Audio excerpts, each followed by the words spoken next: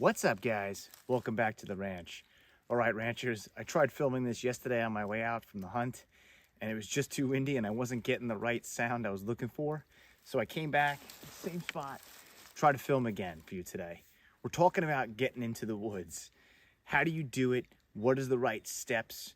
And this is some basic hunting type stuff. And why am I doing it today now at full volume? Because I am going home, and if I blow out the woods a little bit, it's okay.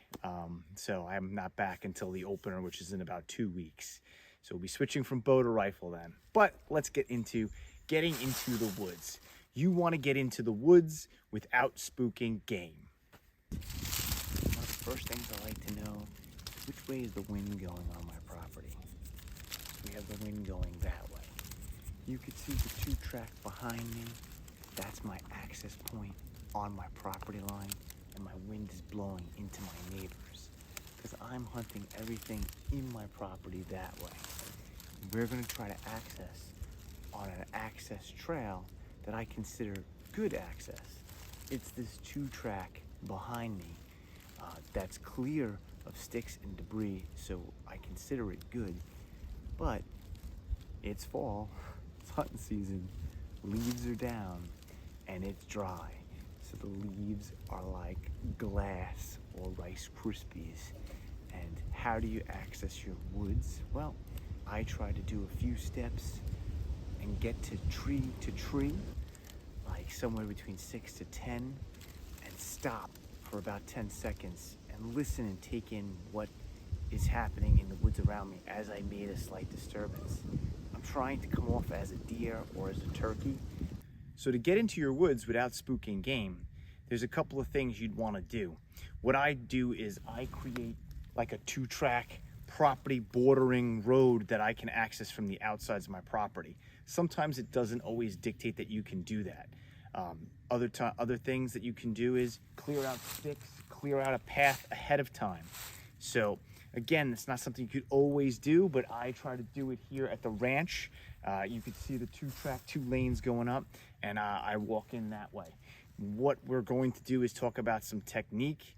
What I like to do is, not just march in, even though I'm on the outside of my property. Nothing's in the center is going to kind of hear me. I mean, I could probably be a little loud, not this loud, but a little bit loud, and nothing would hear me. But you still want to go in, not at a barreling like an animal running through the woods type pace, especially when there's a lot of leaves on the ground. Yesterday, the humidity was, actually the last couple of days, the humidity was very low, and these leaves were like walking on glass.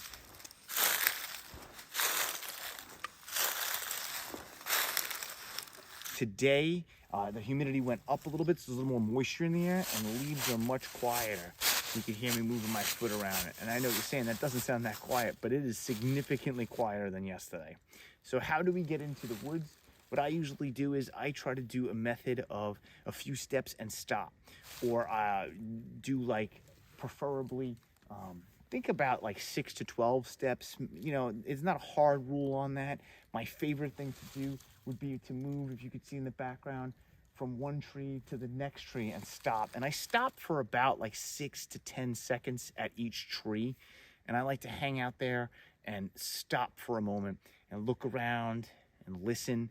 Sometimes you're doing this in the dark, so there's not much to see.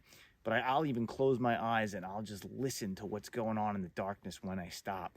And I try to see if something's scurrying away, something is moving. During the day, good chance a deer could blow at you if you spook them. Sometimes in the dark, they'll just move away.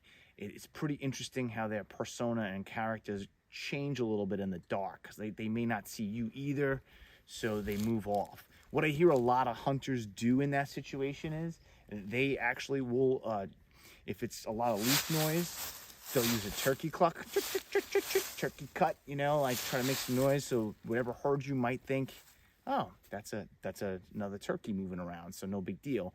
Or sometimes they'll do a light grunt. I'm not talking about a full war grunt. I'm talking about just a little, and that's it. And that'll get you a little bit of, some camouflage to the sound of you moving into the woods. All right, let's try a little bit of this like technique here that I'll show you what we're gonna do. Tree, And this is how you would still hunt if you were hunting, say, rifle, and you wanted to just, you know, move through the woods. You don't have a tree stand set up. You don't have a spot to sit in. And you just want to kind of move with the wind.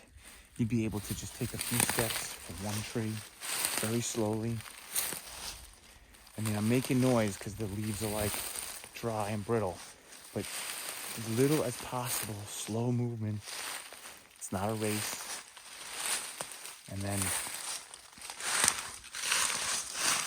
I'll stop and lean on a tree, and it breaks up my silhouette. Anything sees or heard me, it now would have a tougher time picking me up because I'm leaning up against the tree. And then, you know, I'll move to the next tree and do the same. This is all I'm doing when I'm moving through the woods, especially on, you know, dry days like this, you know.